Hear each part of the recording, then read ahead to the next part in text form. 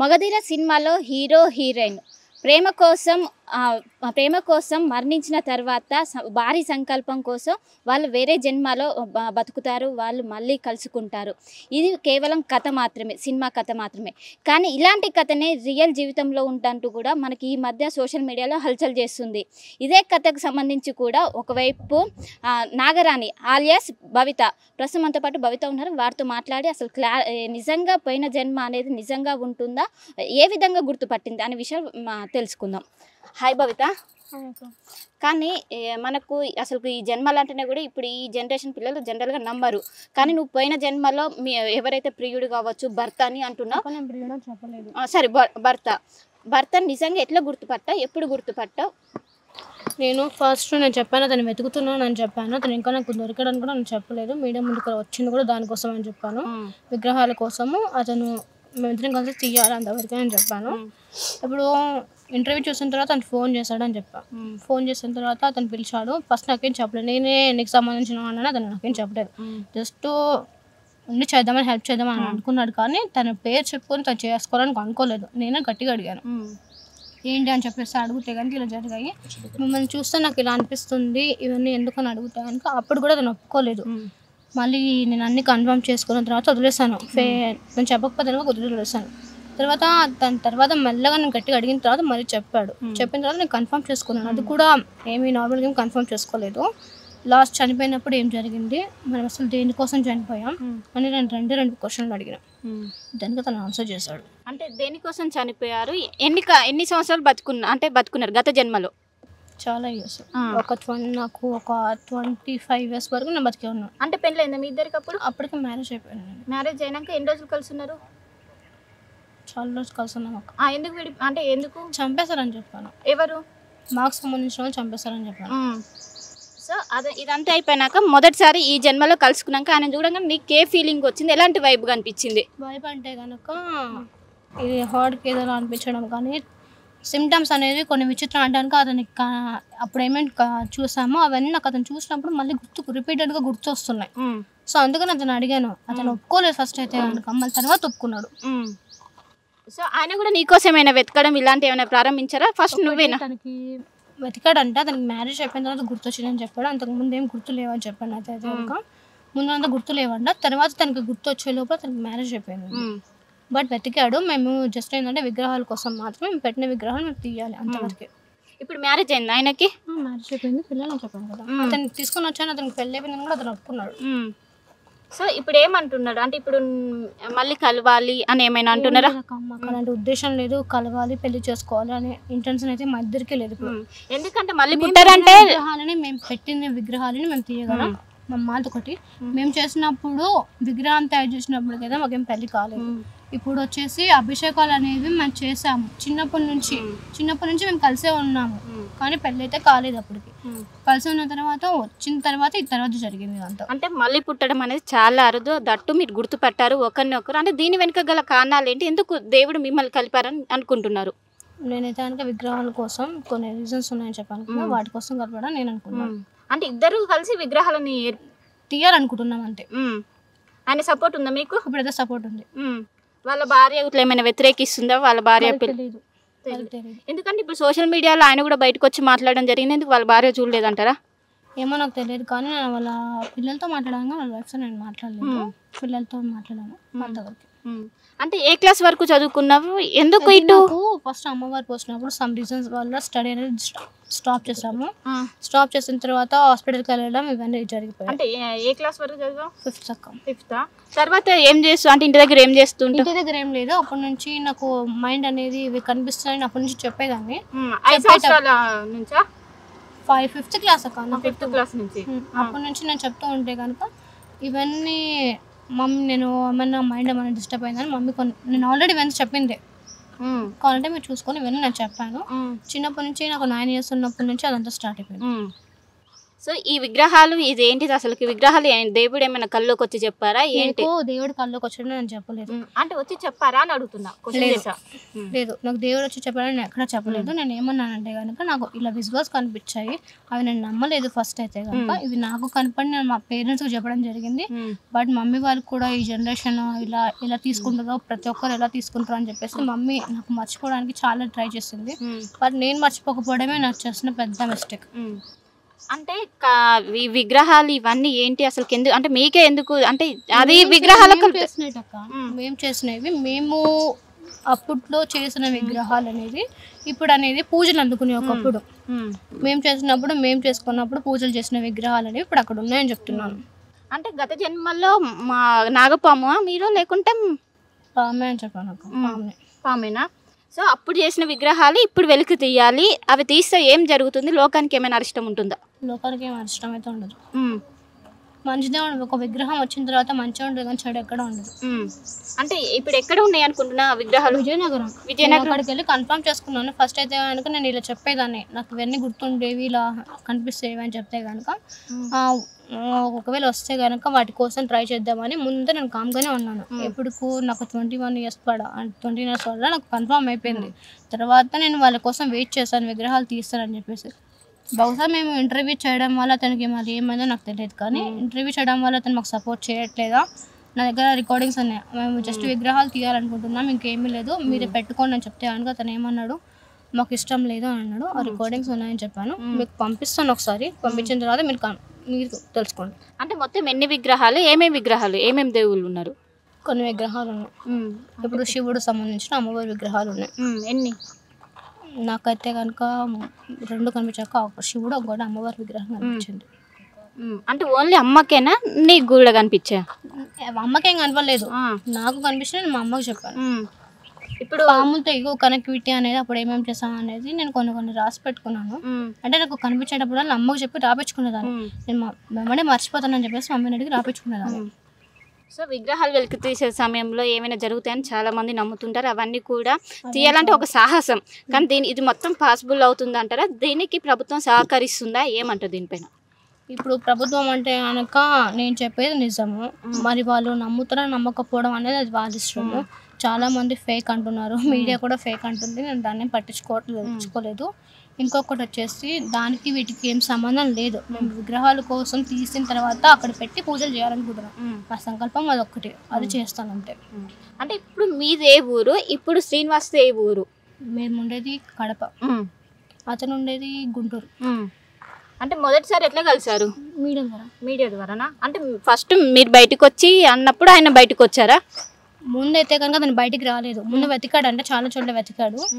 వెతికిన తర్వాత వచ్చేసి అక్కడ కాలేజెస్లో ఏమైనా స్టడీ పరంగా మనం చదువుకుంటుందో అని చెప్పేసి వెతికాడంట. బట్ నాకు దొరకలేదు. మీడియాకి వచ్చిన తర్వాత వీడియో చూసినప్పుడు ఏమో గుర్తుపట్టేసి నాకు ఫోన్ చేయడం జరిగింది. సో అమ్మ, ఈ జనరేషన్లో పిల్లల్ని అంటే ఎవరు కూడా ఎంకరేజ్ చేయరు, ముఖ్యంగా చదువుల పైన ఫోకస్ చేస్తుంటారు. కానీ పాప ఒకవైపు ఇవన్నీ అంటుంది, మీరు దీని ఏమంటారు దీనిపైన? స్టడీ చేయడానికి కూడా, స్టడీ చేసేటప్పుడే తనకు విజువల్స్ కనడము, తను అక్కడ విగ్రహాలు ఉంటాయి వెళ్ళి తీయాలి, పైన ఒక గుడి ఉంది, ఆ గుడి కింద ఆ ప్లేస్ పక్కన విగ్రహాలు ఉంటాయి అవి తీయాలి అనేది ఇంట్లోంచి వెళ్ళిపోవడానికి ప్రయత్నించడము అట్లా చేస్తానండి. అట్లా చేసేటప్పుడు కూడా మేము కట్టేసుకునే రోజులు ఉన్నాయి. అది ఇంటర్వ్యూలో చాలా ఇంటర్వ్యూలు కూడా మేము చెప్పడం జరిగింది కూడా. మేము కొంతమంది ఇప్పుడు మీడియాలో కూడా కొంతమంది ఏమన్నారు, మీరు హాస్పిటల్లో చూపించారా అన్నారు. హాస్పిటల్ రిపోర్టు అన్ని ఇంటర్వ్యూలో మేము చూపించాం. ఏ దాంతో కూడా ఏమీ లేదు. ఏం లేనప్పుడు మేము ఎవరికంటే మేము ఇవ్వాలి, ఇంకా చూపించాలి, ప్రూఫ్ చూపించండి అంటున్నారు కదా. విజయనగర్కి రమ్మంటున్నాం అందరినీ. అక్కడ లేకపోతే అక్కడ మాకు ఏ పరీక్ష ఇస్తారో ఏ శిక్ష ఇస్తారో వేయండి. యాకిరెడ్డి గారిని ఎందుకంటే అతను 3 లక్షలు తీసుకున్నాను. యాకిరెడ్డి అనేది ఫస్ట్ నాకు విజయనగరం ఇలాంటి అనేవాళ్ళు నేను చెప్పాను ముందుగానే, మీరే కనిపెడతారు మీరే చెప్తారు, నేను తీసుకోపోతానని నేను ముందు అతనికి చెప్పాను. చెప్పిన 10 daysకి అతను నన్ను తీసుకోపోవడం జరిగింది. నేను చెప్పాను 2 daysలో మీకు తెలుస్తుందని చెప్పేసి అతను చెప్పినట్టు అతను అక్కడికి వెళ్ళడము, అతను ఆనవాళ్ళు గుర్తుపట్టడము, నాకు ఫోన్ చేయడం, కన్ఫర్మ్ కోసం మాత్రం నేను అక్కడికి వెళ్ళాను ఫస్ట్ అయితే కనుక. అక్కడ విజయనగరం నాకు ఎవరెవరు తెలీదు. వెళ్ళారు? నువ్వు అమ్మ కలిసి వెళ్ళారా? నేను అమ్మ జాకరెడ్డి మేము ముగ్గురం వెళ్ళాము. ముగ్గురం వెళ్ళినప్పుడు ఫస్ట్ అయితే కనుక నాకు కూడా తెలియదు అక్కడ పుట్టున్న విషయము. ఇక్కడ గోడ అంతా ఉంది, గోడ వెనకాల పుట్టుందంట. పుట్టున్నప్పుడు ఆ పుట్టలో తవ్వారా అంటే కనుక తవ్వాము, ఇక్కడ పుట్టుందని అడిగాను స్ట్రైట్గా ఒకటే మాట.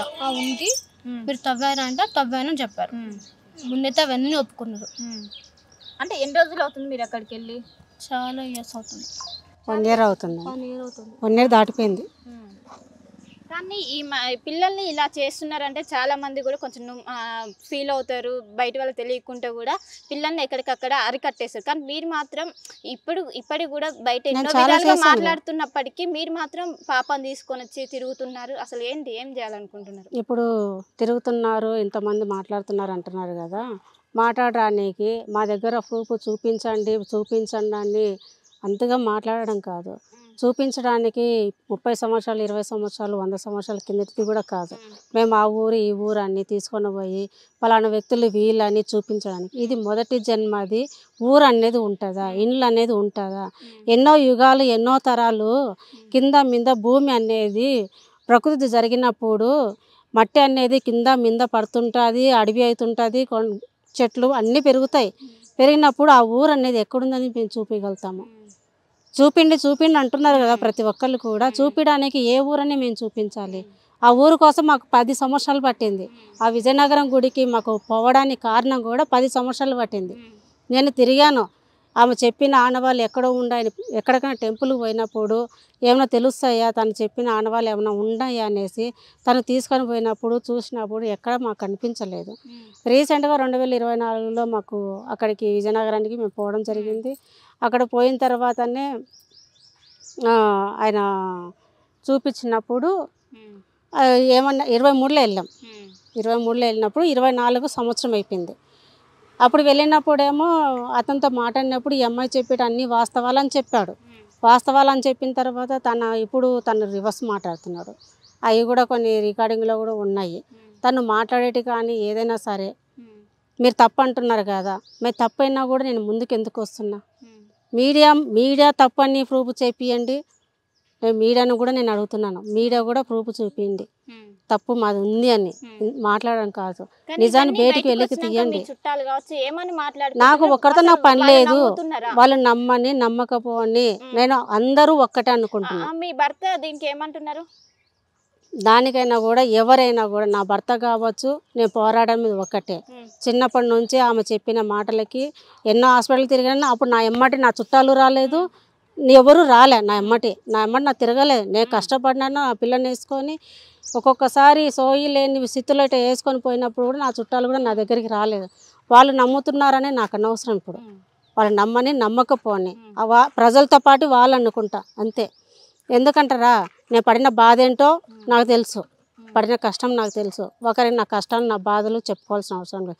నేను డబ్బుల కోసం చేస్తున్నా అంటున్నారు కదా, డబ్బుల కోసం చేసుకున్నాను అయితే కనుక మీడియా ముందుకు ఎందుకు రావాలి? ఇదే నేను చేసుకునింది కదా, కూర్చొని ఇంట్లో కూర్చొని నాకు పూనుతుంది, మా అమ్మవారు వస్తాను పూనుతాని కూర్చొని ఇక్కడే నేను డబ్బులు సంపాదించుకుంది కదా. డబ్బులు సంపాదించుకున్నాను, డబ్బుల కోసం చేస్తుంది. మీడియా వాళ్ళు కూడా ఇస్తున్నారు అన్నారు. మరి మీడియా వాళ్ళు ఎంత మటుకు ఇచ్చారమ్మా నాకు? మీ మీడియా ఎంతమంది ఇచ్చారు? ఒక్కొక్క ఇంటర్వ్యూకి పోతే 3 లక్షలు వస్తుందంట. ఏ 3 లక్షలు ఇచ్చారు మీరు? నాకు చూపించండి మీరు కూడా నాకు ఇచ్చినట్టు. మీడియా వాళ్ళు కూడా వాళ్ళు అంటున్నారు కదా, వాళ్ళు అనే మాటలకు మీరు చెప్పండి. మరి మీడియా కూడా 3 లక్షలు, 1 లక్ష వాళ్ళకి సరిపోదు, 3 లక్షలు తీసుకుంటున్నారు రెమ్యునరేషన్ అని అన్నారు కదా. ఆ రెమ్యునరేషన్ 3 లక్షలు ఇచ్చారు. ఏ మీడియా ఇచ్చింది? ఇంతమంది మీడియా వచ్చినారు. మరి ఇన్ని మంది మీడియా వచ్చినప్పుడు 10 ఛానల్ వచ్చినప్పుడు 10 మంది 3 లక్షలు ఇచ్చే 30 లక్షలు అవుతుంది. ఆ 30 లక్షలు నాకు సరిపోతుంది కదా. మరి నేను మీడియా ముందుకు ఎందుకు నా పోరాడాలి చెప్పండి? కారణాలు అనేది ఒకటి కళ్ళారా చూడాలి కానీ చెవులారా వినాలి కానీ లోకమన్నికి పచ్చకమ్మల వాళ్ళకి లోకమంతా పచ్చగానే కనిపిస్తుంది. నిజాలు అనేది బయటికి రావు. ఎందుకంటే ఇప్పుడుండే యూత్ ఏం మాట్లాడుతుంది, ఎన్నో రకాలుగా మాట్లాడుతుంది. ఒక ఆడపిల్ల అంటే ఒక కామెంట్ మీకు పంపిస్తాను. ఇప్పుడు మీరు కూడా ఒక ఆడపిల్లలు, ఆ కామెంట్ మీరే చూడండి, మీరు మాట్లాడతారా మాట్లాడనేది. అంటే ఇప్పుడు మీకు భవిత ఒకటేనా ఇంకెవరైనా నాకు ఉన్నారా? ముగ్గురు అమ్మాయిలు అండి, ఎవరు? ముగ్గురు అమ్మాయిలు. నాకు భవిత ఈ ఇప్పుడు బుద్ధి ఎన్నో ఒక ఆడపిల్లని బయటకు తీసుకొచ్చినప్పుడు నా వెనుక ఆ పాప ముందు వెనుక ఆడపిల్లలు ఉండరు. వాళ్ళ భవిత భవిష్యత్తు ఎన్నో నేను చూసుకోనా? 2 అమ్మాయి సెకండ్ అమ్మాయి. ఫస్ట్ అమ్మాయికి మ్యారేజ్ అయిందా? లేదండి, ఇప్పుడు థర్డ్ అమ్మాయి ఉన్నారా? ఉన్నారు. ఇప్పుడు వెనుక ముందు ఆడపిల్లలు ఉన్నారు కదా, ఒక ఆడపిల్ల తల్లి ఒక ఆడపిల్లని బయటకు తీసుకొచ్చినప్పుడు వెనుక ముందు కూడా చూసుకోవాలి కదా. చూసుకోకుండా అయితే నేను ముందే ఏను కదా. మీరు అంటున్నారు, మీరు ఎన్నెన్నో ఫేక్ చేసుకొని మీ ఇష్టం వచ్చి మీరు మాట్లాడి, ఇది మటుకు పోరాటం అనేది ఆగదు. విగ్రహాలు బయటకి తీసుకొచ్చేంత వరకు సాక్ష్యాలు తేండి అంటున్నారు కదా, అక్కడికి రాండి విజయనగరానికి. విగ్రహాలు అలానే ఉంచితే ఏం జరుగుతుంది? లోకానికి అయితే ఏం కాదు కదా. ఇప్పుడు మేము చెప్పమండి, ఎందుకంటే మేము చెప్తుంటే మీరు దేవతరా, మీరు 16 తారీఖు వర్షాలు పడతాయో పడవా అనేది దేవునాజ్ఞ, అప్పుడు తెలుస్తుంది. ఇప్పుడు ఇంకా మేము ఏం మాట్లాడాము, అందరూ మాట్లాడింది మీరు విన్నారు, నేను విన్నాను. ఇప్పుడు మేము చెప్పడం కాదు, భవితను పుట్టించింది దైవ కార్యం కోసమే. నేను ఆమెను గత జన్మ గుర్తుకు వచ్చినప్పుడు ఎంతో మంది కాడ నేను తిరిగా, ఆ గత జన్మ ఉండకూడదని, చెప్పేసి డాక్టర్లను కలిశాను, ఎంఆర్ఐ స్కాన్ తీపించాను. అంటే బ్రెయిన్కు టెస్ట్ చేశారు, సిటీ స్కానింగ్ చేశారు, వెన్నపూస నీరు తీసి టెస్ట్ చేశారు. ప్రతి ఇంటర్వ్యూలో నేను ఇదే చెప్పాను. కొన్ని రిపోర్ట్లు కాల్చి తగలబెట్టినా నేను. నాకు విసుకొచ్చేసింది, తిరిగి హాస్పిటల్ లక్షలు పోసుకున్నా. ఎన్ని సంవత్సరాలు తిరిగిరు? 9వ సంవత్సరం నుంచి 21, ఇప్పుడు 1 సంవత్సరం నుంచి నేను హాస్పిటల్కి పోయింది. ప్రతి సంవత్సరం నేను ఏదో ఒక రకంగా 2 నెలలు బాగుంటే 2 నెలలు హాస్పిటల్నే తిరుగుతున్నా. కానీ ఏ ట్యాబ్లెట్లు కానీ ఏ ఇంజక్షన్లు ఏం పోయినా స్కానింగ్లు తీస్తారు, బ్లడ్ టెస్ట్ చేస్తారు, ఎంఆర్ఐ చేస్తారు, ఏం లేదంటారు. నా అవి కూడా నేను చూపించడం జరిగింది. వాళ్ళకు కూడా అన్ని మీడియాలో కూడా నేను చూపించినాను, వాళ్ళకు కూడా నేను ఫార్వర్డ్ చేశాను. కొంతమంది వేశారు, కొంతమంది వేయిన దానికి నా తప్పేం కాదు. పంపించిన ప్రతి మీడియాకు పంపించిన. అంటే రోజు ఇంటి దగ్గర భవిత ఎలా ఉంటుంది అంటే ఇప్పుడు మీకు ఇద్దరు అందరిలో ఎలా ఉంటారు, అందరిలో అట్లానే ఉంటుంది. పౌర్ణమి రోజు మాత్రమే తనకు పెయిన్స్ ఎక్కువ వస్తాయి, కుబుసంలాగా వస్తుంది. వచ్చినప్పుడు తనకు ఎవరితో ఎక్కువగా మాట్లాడదు, ఏం తినదు కూడా, పాలు తాగుతుంది, లేదంటే అవి కూడా తాగదు. తనకు పెయిన్ విపరీతమైన పెయిన్ వచ్చినప్పుడు అది ఊడిపోయేంత వరకు, ఆ పెయిన్ వచ్చేంత వరకు అన్నం కూడా ముట్టదు. అంటే ఎవరి పౌర్ణమికి వస్తుందా?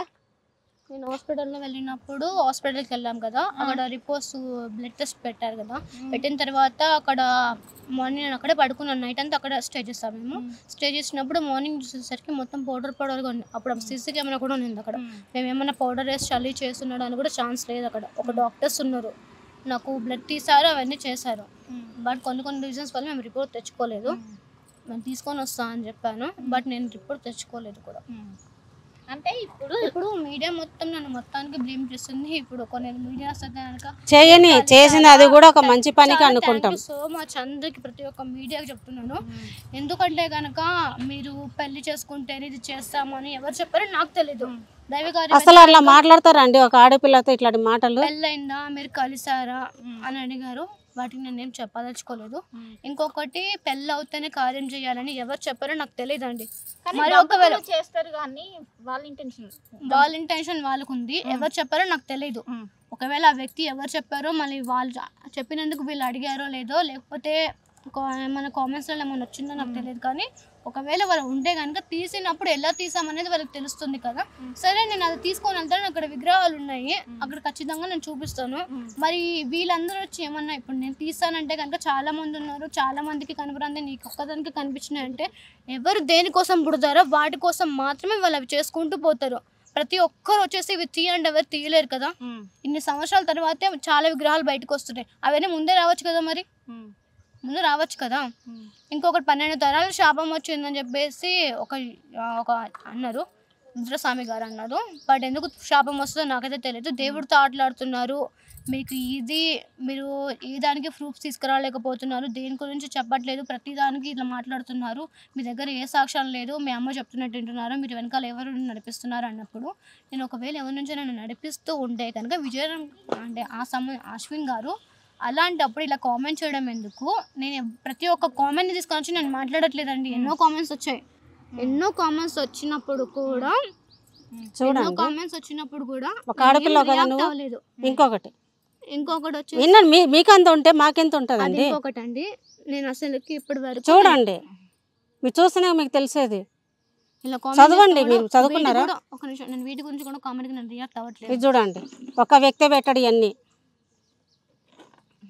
వాడికి అక్కజెల్లెలు ఉండరా? ఆ కామెంట్ చేసినప్పుడు నేను ఏ కామెంట్కి చూస్తారా మీరు కూడా?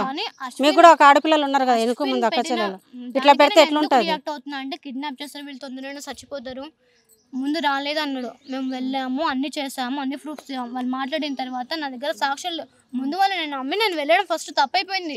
వాళ్ళని నమ్మి వాళ్ళకి హెల్ప్ చేస్తారు అని గుడ్డిగా నమ్మని చూసారా, అది నాకు ఇప్పుడు బాగా ఎఫెక్ట్ అయింది. అప్పుడే నేను ఎన్ని సాక్ష్యాలు పెట్టుకుని ఉంటాను. నేను అక్కడికి వెళ్ళింది, నా దగ్గర ఏమో అక్కడికి వెళ్ళినప్పుడు అతనితో మాట్లాడేదాన్ని మేము రికార్డింగ్ చేసుకున్నాం. ఇట్లా జరుగుతారు మేము అనుకోలే కదా. రికార్డింగ్ ఉంది. మా నాన్న మీరు ఇంటర్వ్యూలో చెప్పారు కదా యూట్యూబ్లో, మీరు విగ్రహాల కోసమే కదా, మా నాన్నకి ఇష్టం లేదంటే ఇది మా నాన్నకు సంబంధించింది అన్నాడు. సో నేను దాన్ని కూడా ఏమనలేదు. ఆ రికార్డింగ్ అనేది నా దగ్గర భద్రంగానే ఉంది, ఎప్పుడు బయట పెట్టాలో అన్నీ బయట పెడతాను. కాకపోతే కనుక నేను ఏ సంపద కోసమో ఏ నిధుల కోసమో నేను రాలేదు. ఒకటి నేను 2 విషయాలకు మాట్లాడినందుకు మాత్రమే నేను అందరూ పెద్ద అంటే కనుక రుద్రస్వామి గారు నేను బాగా అన్నాడు అనమాట, శాపం వస్తుందని. ఒకటి కేరళకు సంబంధించింది, కేరళ అనంత పద్మనాభ స్వామికి సంబంధించిన దాని గురించి అన్నాడు. మీ తాత పెట్టాడా మా తాత పెట్టాడా, ఎవరు పెట్టలేదండి, అది ప్రజల సొమ్ము. ఎందుకంటే కనుక ఇప్పుడు రాజులు అన్న తర్వాత కొన్ని ఫండ్స్ అనేది తీసుకుంటూ ఉంటారు కదా, అవన్నీ తీసుకున్న వాళ్ళు అక్కడ పెట్టారు వాళ్ళు. అది దేవుడి దగ్గర ఉంది, అది ప్రజల కోసం పెట్టాలని.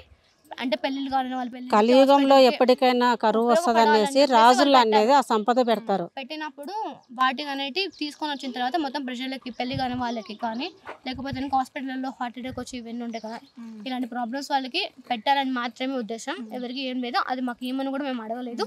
కానీ విజయనగరం కోసం ఏంటంటే విగ్రహాలు మాత్రమే, నిధుల గురించి మాట్లాడలేదు.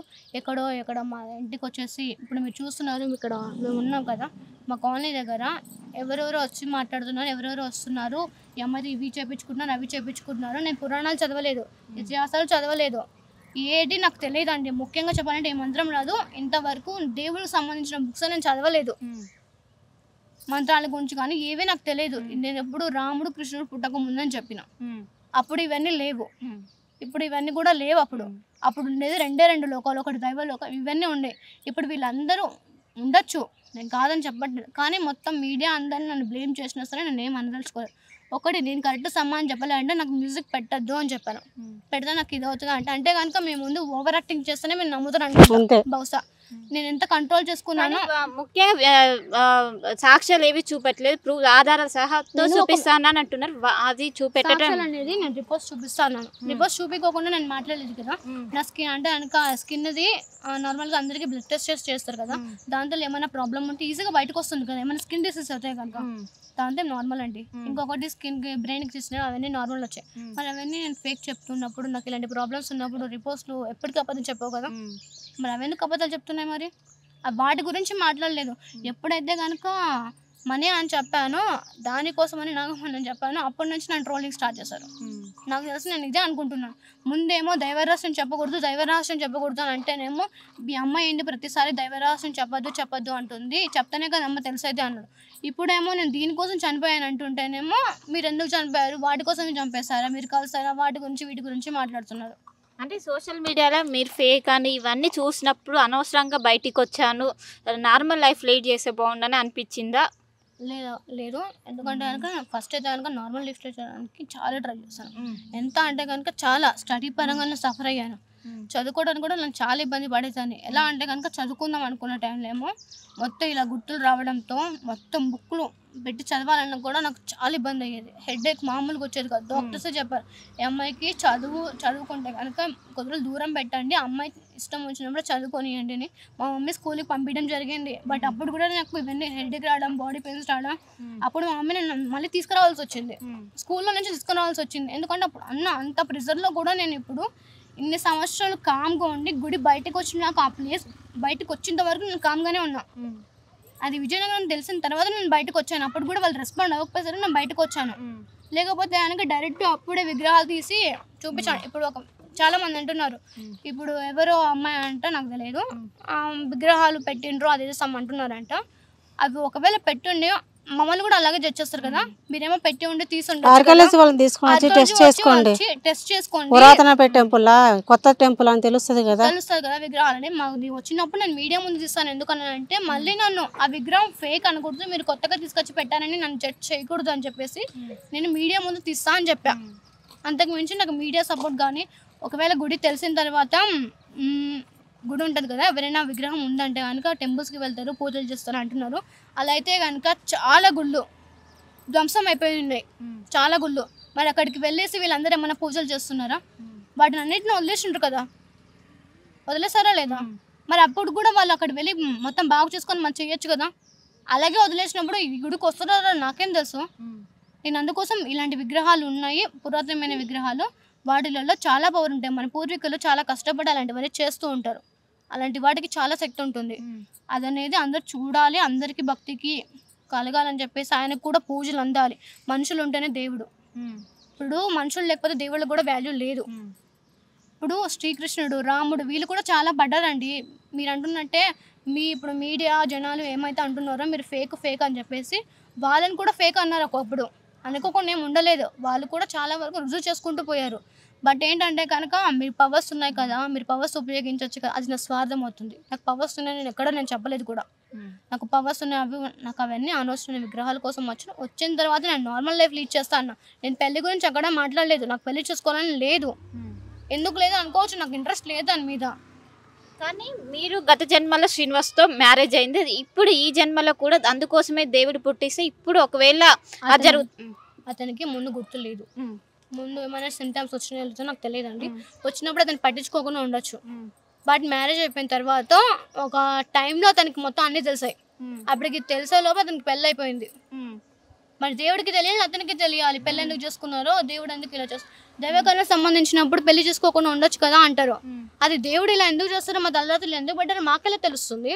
మేము విగ్రహాల కోసం చేస్తామన్నా అది తీస్తామని చెప్పిన దాని పెళ్లికి సంబంధం లేదు. నాకు తెలిసి అయితే కనుక దానికి పెళ్లికి సంబంధం లేదు. మేము చేసుకోవాలని కూడా అనుకోవట్లేదు. మేము జస్ట్ విగ్రహాలు తీసిన తర్వాత నార్మల్ లైఫ్లోకి నేను వచ్చేస్తాం. అసలు విగ్రహాల వల్ల ఏం మంచి జరుగుతుంది అక్కడ విజయనగర ప్రజలకు? ఏమైనా జరిగితే ఏం జరగదండి, కూడా తీస్తే చాలా మంచిది. మనకి పూర్వీకులు చేసినవన్నీ బయటకు వస్తాయి.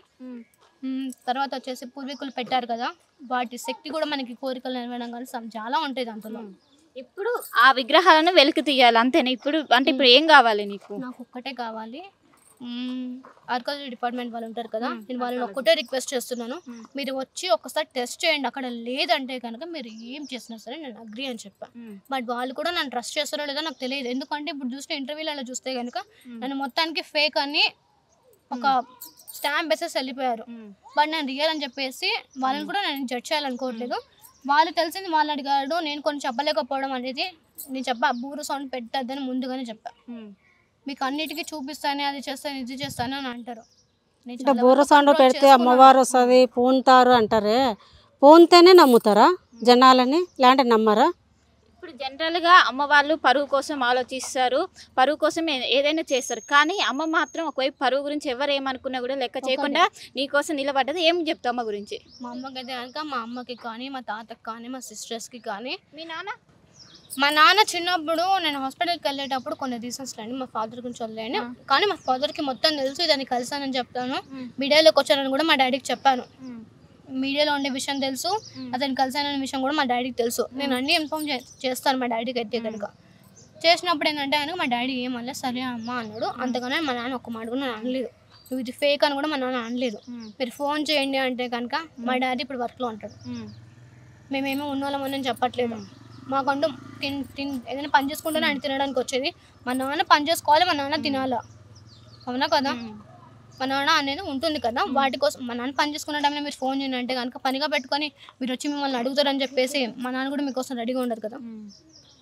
కానీ ఇప్పుడు పీఠాది బదులు చాలా మంది అడుగుతున్నారంటే, రుద్రస్వామి కూడా అడుగుతున్నారంట కనుక. రుద్రస్వామి సాధువు గారు మరి ఆయన ఒక ప్రశ్న అడిగాడు. ఏమని అడిగాడు? పుట్టలు ఆడ పడుంటే అన్నాడు.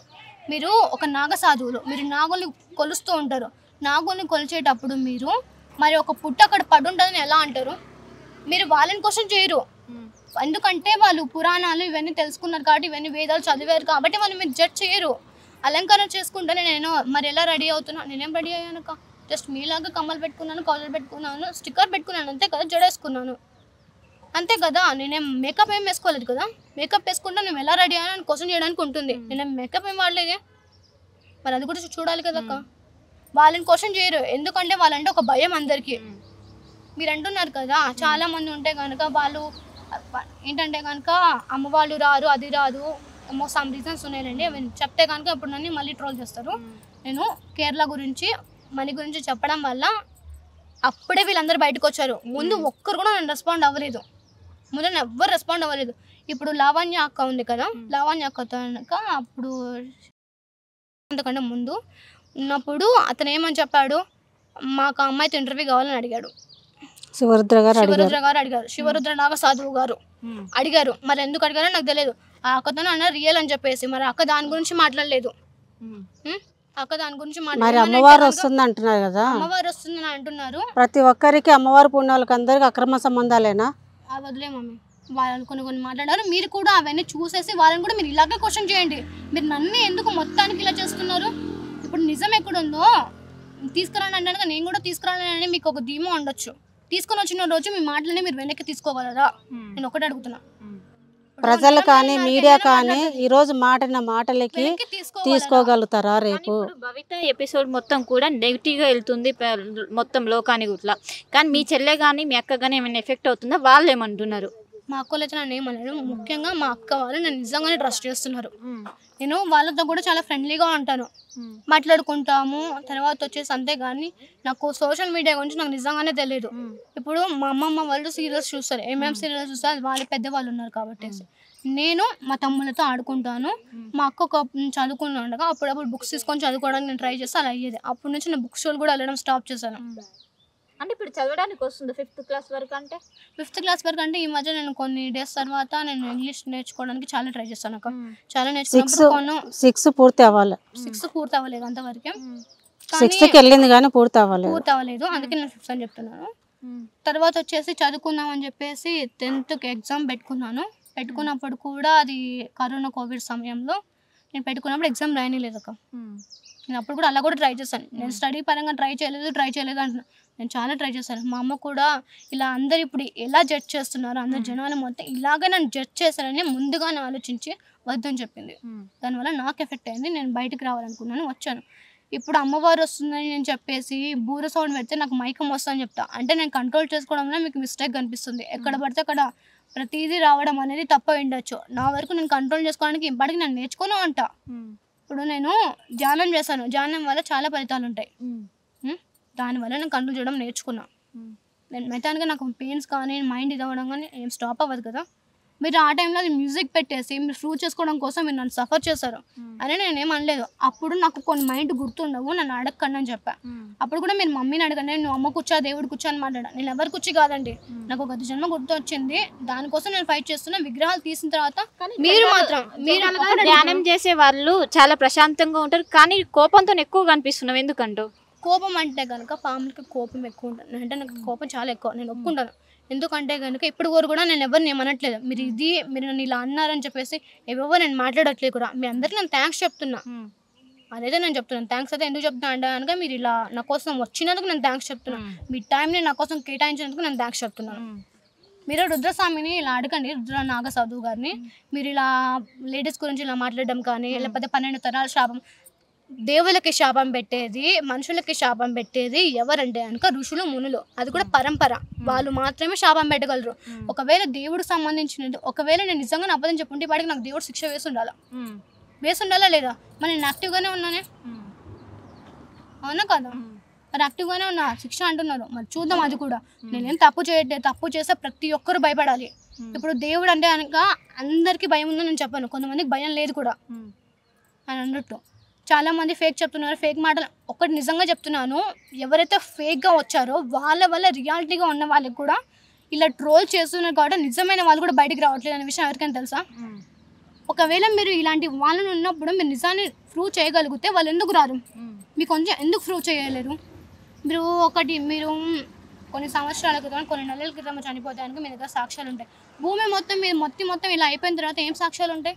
ఆఖరికి విగ్రహం కూడా ఉందని చెప్పాను కదా. మరి విగ్రహం తీసినప్పుడు మీరు నమ్మాలి. యాగారెడ్డి గారిని అశ్విన్ గారిని తీసుకొని వస్తాను ఒకరోజు. మీ ఇంటర్వ్యూ వాళ్ళు వస్తారా? విగ్రహం తీయడానికి ఎవరు సహకరించిపోయినప్పుడు మీరు ముందుకు వెళ్తారా? ఎన్ని రోజులు సమయం పడుతుంది? సమయం అయితే నేను చెప్పలేను, సమయం అయితే చెప్పలేను. నేను మాత్రం పోరాడుతూనే ఉంటాను. ఎందుకంటే సపోర్ట్ లేకుండా మీరు సొంతంగా వెళ్ళి తీయగలుగుతారా? అంత శక్తి ఉందా? శక్తి గురించి మాట్లాడద్దు, శక్తి గురించి మాట్లాడకూడదు. ఇది పవర్ అనేది అనే కాదు. ఒకటి నేను విజయనగరం అతను ఒకటే అడుగుతున్నాను. మీరు ఒక మాట అన్నారు, మేము బబిత గారి కోసం మీ ప్రయత్నము వాళ్ళకి సంబంధించిన ప్రయత్నం చేస్తున్నామని ఆ వీడియోలో అన్నారు. మీరు నిజంగానే మా కోసం మీరు ఫైట్ చేసి మీరు మాకు నిజంగానే కావాలనుకుంటే విగ్రహాలు తీయడానికి మీరు నాకు సపోర్ట్ చేసి ఉండొచ్చు కదా.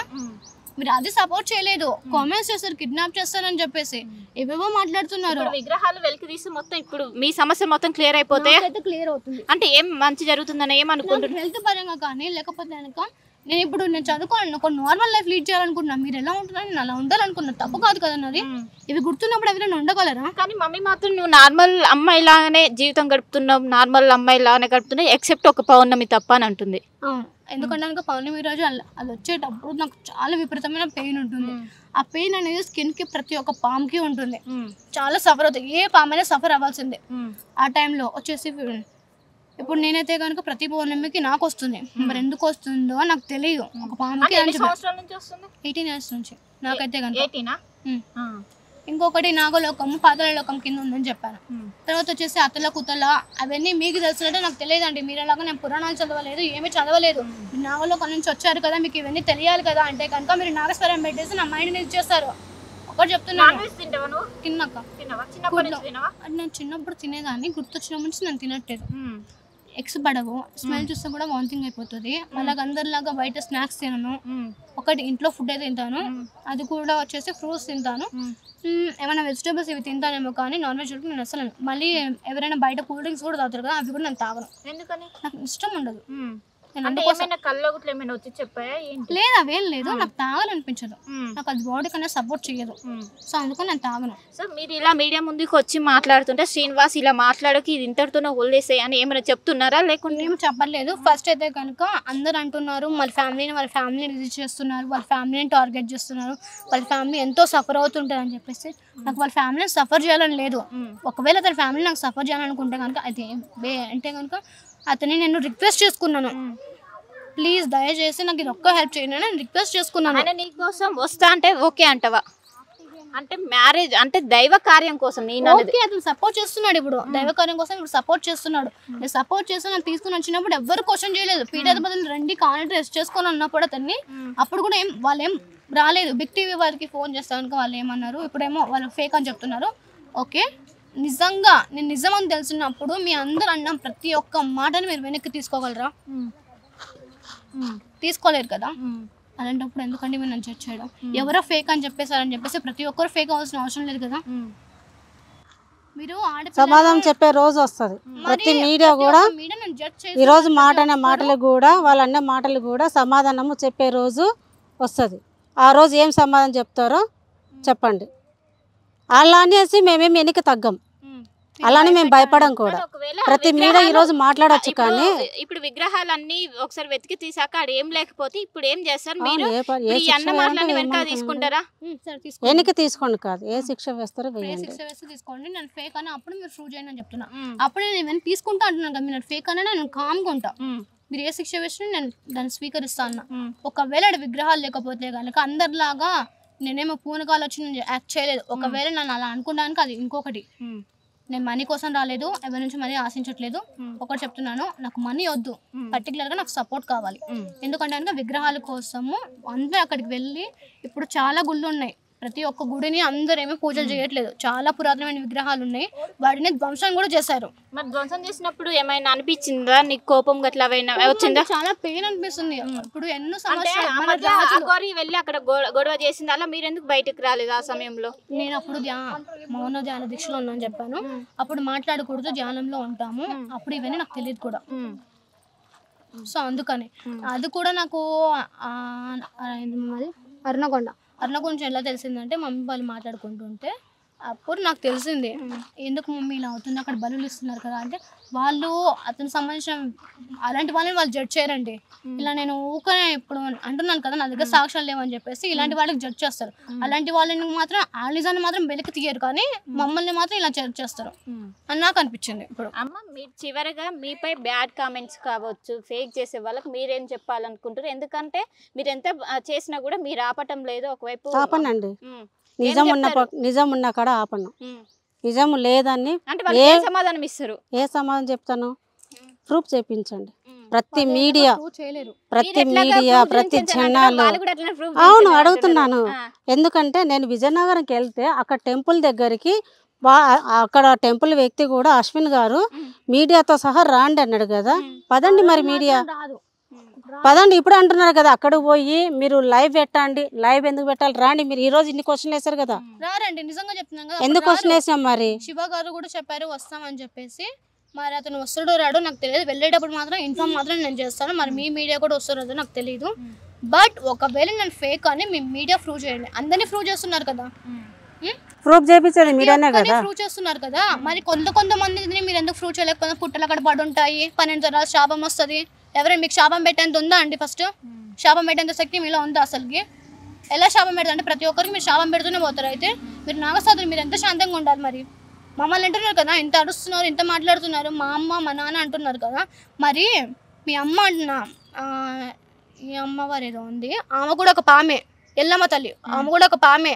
మరి ఆ పాముని నువ్వు అమ్మ అంటున్నావు. ఆ అమ్మ అన్నప్పుడు నువ్వు ఆ అమ్మని నువ్వు అవమానించావు. ఎలా అవమానించావు? పుట్టలు అక్కడ పడి ఉంటాయా?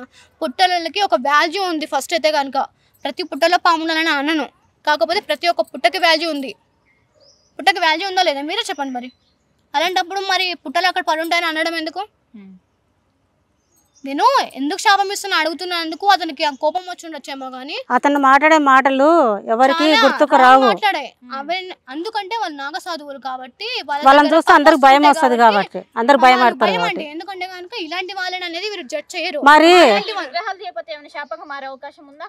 శాపం అంటే ప్రపంచానికి ఇది అవుతుందండి. నేను ఇదైతే చెప్తాను. ఇంకేం వస్తాను కూడా నేను ఏం జరుగుతుందో తెలియదు. ఇంకా నేను ఏమని చెప్పాను అనుకోండి, ఇవన్నీ నార్మల్ గానే వస్తుంది. సంవత్సరాల్లో అంటే దీని ఎఫెక్ట్ పడే అవకాశం ఉంది. నేను తీయని మరుక్షణం అంటే నేను వదులుకున్న మరుక్షణం ఇది. అంటే నువ్వు సంకల్పం నుంచి బయటికి వస్తే ఆ క్షణమే ఎఫెక్ట్ పడుతుంది పక్క. ఎందుకంటే నేను ఆపను కదండి, నేను బ్రతుకున్న చేస్తూనే ఉంటాను. కాకపోతే కనుక నేను ఖచ్చితంగా ఈ జన్మలో చేసే తీరుతాను. నమ్మకం ఉందా? నాకైతే ఫుల్ కాన్ఫిడెన్స్ ఉంది. ఎందుకంటే కనుక నేను తీస్తాను అక్కడికి. నేను 9 ఏళ్ళు నాకు 9 years ఉన్నప్పటి నుంచి ఆ విగ్రహాలు ఎక్కడున్నాయి నేను ఫైట్ చేశాను. అది తెలిసిన తర్వాత ఇప్పుడు వదిలితే కనుక నాకు నేను వాల్యూ ఇచ్చుకున్నదాన్ని కాదు. అప్పుడు నేను మా పేరెంట్స్కి కూడా నేను ఇంకా వాల్యూ ఇవ్వనట్టే అర్థమవుతుంది. మీరు ఇంకొకటి వాళ్ళని నాగసాధు వాళ్ళని కూడా అడగండి ఈ శాపాల గురించి. ఈ శాపం ఇస్తాను, మీకు శాపం ఇచ్చేంత శక్తి ఉందో లేదో నాకు తెలియదు, కానీ మీకు శాపం అయితే మీరు ఇవ్వలేరు, ఎప్పటికీ మీరు ఇవ్వలేరు. ఎందుకంటే మీరు నాగసాధులు ఉండొచ్చు, మీరు పరంపర అయి ఉండొచ్చు. మీరు పరంపర వచ్చే ప్రళయాన్ని మీరు ఎందుకు ఆపలేకపోతున్నారు? నేను ఒకటే అడుగుతున్నా. మీరు ఎన్ని మాట్లాడుతున్నారు, మీరు ఆపగలరా, మీరు ఇది చేయగలరా అని. మరి పరంపర అంటున్నారు కదా, మీ పరంపర శక్తులు అన్నిటిని ఉపయోగించి వచ్చే భూకంపాలను కానీ అంటున్నారు. ఇది న్యాచురల్ జరుగుతూ ఉంటాయి. ఆ న్యాచురల్ కూడా మీరు ఎందుకు ఆపలేకపోతున్నారు? అంటే మీకేమైనా శక్తి ఉంటుందా ప్రకృతి విపత్తులను ఆపగలిగే ముందు తెలిసే విధంగా? నాకైతే తెలుస్తాయండి. నేను తెలుస్తాయని చెప్పాను, కానీ ప్రతిదీ నేను బయట పెడతాను చెప్పలేదు. మొన్న వరదలు వచ్చే సమయంలో ఏమైనా ఇంటిమేషన్ ఏమైనా తెలుసు? నాకు తెలుసు అండి, ప్రతిదీ నాకు తెలుసు. నేను మామతో చెప్పాను. ఆల్రెడీ మీడియాలో చెప్పాను కదా, మీడియాలో కూడా నేను చెప్పాను. కన్ఫర్మ్ చేసుకోండి కావాలంటే. విజయవాడ వరదలు అప్పుడా? విజయవాడ మునిగిపోతుంది నాకు తెలుసు. కేరళలో వర్షం పడుతుంది, ప్రతి చోట జరుగుతాయని నాకు తెలుసు. తెలుసు. ఇప్పుడు కూడా చాలా చోట్ల జరుగుతూ ఉన్నాయి. ఎప్పుడెక్కడ వస్తుందో కూడా ఎవరికి తెలియదు. మరి వీటిని అన్నిటినీ నేను ఏమని అడుగుతున్నాను అంటే కనుక రుద్రసాధు నాగసాధువు గారికి ఒకటే విన్నపం ఏంటంటే కనుక మీ ప్రళయాలను అన్నిటిని ఆపండి. అంటే తెలుగు రాష్ట్రాలు ముందు ఈ సంవత్సరంలో ఏమైనా విపత్తులు వచ్చే అవకాశం ఉందా? నాకు తెలిసి పక్క వస్తాయి. నీకు తెలిసి కాదు, నాకు తెలుసు. కన్ఫర్మేషన్ ప్రకారం ఖచ్చితంగా వస్తాయి. ఎక్కడైనా రావచ్చు, ఎక్కడైనా రావచ్చు. ఆంధ్రప్రదేశ్ తెలంగాణ వస్తాయా? వర్షం పడుతుంది, విపత్తులు అంటే ఎక్కడైనా కామన్ అంటున్నారు కదా. నేను చెప్పిన ఇప్పుడు మీరు కామన్ అంటున్నారు, మీ దృష్టిలో అది కామన్ అయి ఉండొచ్చు. దానికంటూ కొన్ని రీజన్స్ ఉంటాయి అవన్నీ జరగడానికి. పాపాలు ఎక్కువ అవుతున్నాయి అని చెప్పేసి దేవుడికి కూడా కోపం వచ్చేసి మీలాగే ఆవేశపడేసి చేయలేరు కదా దేవుడు కూడా. ఇంకా మీకు దేవునికి ఏం తేడా ఉండదు కదా, ప్రతి ఒక్కరు దేవుళ్ళు అయిపోతారా? మీరు ఇంకొక విషయం అడుగుతున్నారు. ఏమని అడుగుతున్నారంటే కనుక మీకు పెళ్ళి అవుతుంది ఇది చేస్తారు, పెళ్ళి కాకపోతే మీకు దీనికి దైవాది అనుగ్రహం ఉండదు అని మాట్లాడతారు. ఒకవేళ తీస్తే మీరు ఏమంటారు? మీకు ఎవరైతే ఈ విషయం చెప్పారో వాళ్ళు ఏమంటారు? నాకు కావాలి. ఇప్పుడు రుద్రస్వామి గారు ఇలా మాట్లాడారు కాబట్టి నేను ఆయన ఒకటే అడుగుతున్నాను, ఇది మాత్రం చేయండి. ఇంకొకటి అమ్మవారు వస్తుంది ప్రతి ఒక్కరికి, వచ్చే వాళ్ళకి అందరికీ అక్రమ సంబంధం అన్నాడు. ఇప్పుడు ఎవరో ఒకరు నీ దగ్గర వచ్చినప్పుడు వాళ్ళు నీ దగ్గర దొరికిపోవచ్చు, మాట్లాడచ్చు. ఇప్పుడు ఆమెను కూడా నువ్వు బయట ప్రజల ముందు పెట్టినప్పుడు అతని భర్త వాళ్ళ ఫ్యామిలీ ఏమవుతుంది? ఇంకొకటి ఎన్ని ప్రాబ్లమ్స్ అవుతాయో, ఎన్ని గొడవలు అవుతాయో. మరి ఒక ఆడ మనము ఎట్లా చెప్పినావు? ఇప్పుడు అంటే భర్తకు అక్రమ సంబంధం పెట్టుకునిందని భర్తకు తెలిస్తే కొట్టుకోకుండా తిట్టుకోకుండా ఉండడం కోసము ఎల్లమ్మ వస్తుంది, ఎల్లమ్మ పోలిందని మీదికి అప్పదని చెప్పుకున్న వాళ్ళు మాత్రమే అక్రమ సంబంధం. మరి నిజాయితీగా వచ్చే వాళ్ళు కూడా కొంతమంది భర్తలు అనుమానం పడతారా, పడరా? ఇంకొకటి యువతి యువకులు అన్నారు. యువతి యువకులకు కూడా అమ్మవారు వస్తుంది, వాళ్ళు లైఫ్ ఫైలరు, లేదంటే ఒక అమ్మాయిని వేరే కాస్ట్ అమ్మాయిని పెళ్లి చేసుకోవాలని లవ్ చేసిన యువతి యువకులు కూడా అన్నాడు. మరి అబ్బాయిలు కూడా అమ్మవాళ్ళు వస్తారు కదా. కొంతమంది ఎవరో నాకు అంత గుర్తు రావట్లేదు, కానీ ఒక మాట అడిగాడు, ఈ అమ్మాయి లవ్ చేస్తుందేమో, లేకపోతే ఈ అమ్మాయి పెళ్లి చేసుకోవడానికి ఇవన్నీ నాటకాలు ఆడుతుందేమో. ఒకవేళ నేను నిజంగా నాటకాలు అనుకుంటే మొత్తం నా ఫ్యామిలీని తీసుకొని వచ్చి నేను రోడ్డు మీద పెట్టను. అర్థమవుతుంది మీ అందరికీ? నేను రోడ్డు మీద తీసుకొచ్చి పెట్టాల్సిన అవసరం లేదు. నాకు ఇంకా ఒక అక్క ఉంది, ఒక చెల్లెలు ఉంది, నాకు ఫ్యామిలీ ఉంది. అప్పుడు ఏమవుతుంది, ఒకవేళ నేను ఫేక్ అని తెలిస్తే నా ఫ్యామిలీ పరువు మొత్తము నన్ను రోడ్డు మీదకి వస్తుంది. ఎవరు చూసినా సరే ఒక్కటే మాట అంటే, ఈ అమ్మాయి ఫేక్ రా, ఈ అమ్మాయి ఫేక్. మీరు నన్ను ఫేక్ అని మీకు రుజువులు లేకపోవడం వల్ల మీరు నన్ను అంటున్నారు. చాలా మంది చోట్ల బ్రహ్మం గారిని కూడా చాలా మంది అన్నారు, బ్రహ్మం గారిని కూడా. మరి బ్రహ్మం గారు పుట్టేసి వచ్చారని నేను చెప్పాను, దాని గురించి అక్కడ అడగలేదు. ఆయన బయటకు వచ్చేటప్పుడు మరి పీఠాధిపతులు అందరూ కనుక్కోవాలి కదా ఆయన పుట్టాడని. వాళ్ళకి ఇవన్నీ తెలియదు. నేను అన్న 2 మాటలు మాత్రమే వాళ్ళకి గుర్తొస్తాయి. ఏంటి, కేరళ. నాకు ఎప్పుడు అర్థమైందంటే కేరళ ఇదొక్కటి అని చెప్పేసి ఈ 2 గురించి బయట పెట్టినప్పుడే ఈ పీఠాధిపతులందరూ వస్తున్నారు అనమాట. ముందు ఒక్కడు రాలేదు, నన్ను ఒక్కరు వచ్చేసి ఈ అమ్మాయి ఇదే నన్ను ఒక్కరు మాట్లాడలేదు. నేను ఆ 2 విషయాలు ఎప్పుడైతే చెప్పానో మీరు అప్పటి నుంచి మీకు అంత కోపాలు వస్తున్నాయి కదా. మరి అలాంటప్పుడు మీ అందరూ నన్ను ముందే ఎందుకు ప్రూవ్ చేయలేకపోయారు? ముందే ఫేక్ అని మీరు ఎందుకు అనలేదు? నేను అదే అడుగుతున్నా. సో మొత్తం మీద ఏదైతే విగ్రహాల వెలికితీత కోసమే మేము పోరాటం చేస్తున్నాం, మమ్మల్ని కావాలని మాపై దుష్ప్రచారం చేస్తున్నారు, ఇవన్నీ సబబు కాదు. ముఖ్యంగా మేము ఇవన్నీ ఒకవేళ ఫేక్ అయితే మేము మా కుటుంబంతో కలిసి మేము బయటకు వస్తున్నాం. ఎందుకు ఈ విధంగా చేస్తున్నారో మేము కేవలం లోక కళ్యాణం కోసమే పాల్పడుతున్నాం, దానికోసం అందరూ సహకరించాలంటూ ఒకవైపు భవిత మనతో చెప్తున్న పరిస్థితి. మరిన్ని వీడియోస్ కోసం ఛానల్ ని సబ్స్క్రైబ్ చేయండి, లేటెస్ట్ అప్డేట్స్ కోసం వాట్సాప్ ఛానల్ ని ఫాలో చేయండి, అండ్ లింక్ డిస్క్రిప్షన్ లో ఉంది.